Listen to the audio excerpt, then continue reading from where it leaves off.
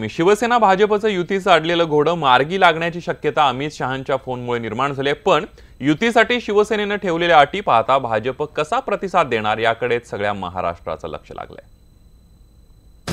युतीसाठी अमित शहांची उद्धव ठाकरेंना फोनाफोनी, विधानसभेच्या अटीवरच लोकसभेची युती, शिवसेनेचा मोठ्या भावाचा आग्रह, आधी विधानसभेचं गणित सोडवा मगच लोकसभेसाठी युती। युतीसाठी आग्रही असलेल्या भाजपला शिवसेनेनं अगदी ठणकावून सांगितलंय। युतीची रखडलेली चर्चा अमित शहांनी उद्धव ठाकरेंना फोन केल्यानं रुळावर आली आहे।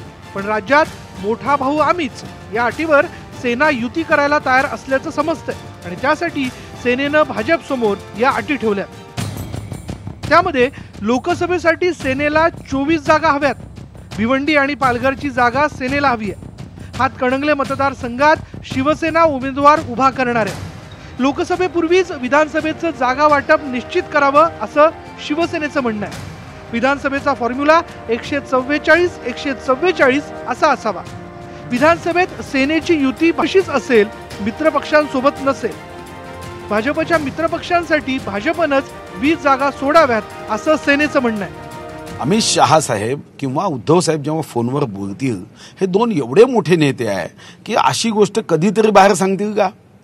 या स्तरावरचे नेते आता या सर्व कपोकल्पित बातम्या असतात। 100% शिवसेना आमच्यावर राहील। आम्ही भाजपा परिवार तर आम्ही स्ट्रॉंग करतच आहोत, पण मित्र परिवार सुद्धा आमच्यासोबत आहे।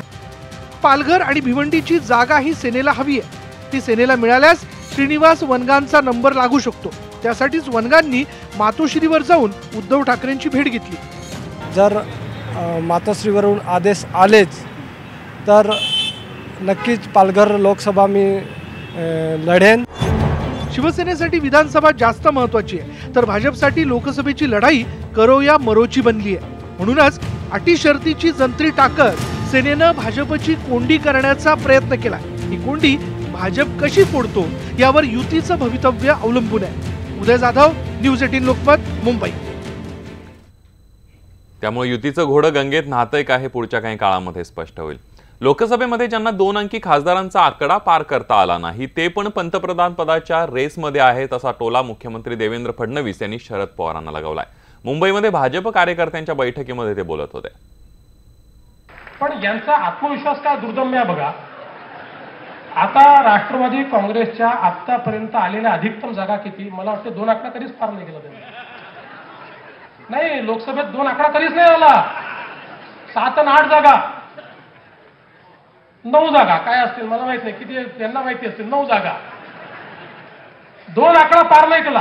पण सगळेच पंतप्रधान पदाच्या शर्यतीत आहोत, समजतच नाही पंतप्रधान पद आहे का आपली ती खुर्ची कुठली संगीत खुर्ची आहे हे समजायचं काम नाहीये। ही अवस्था आहे।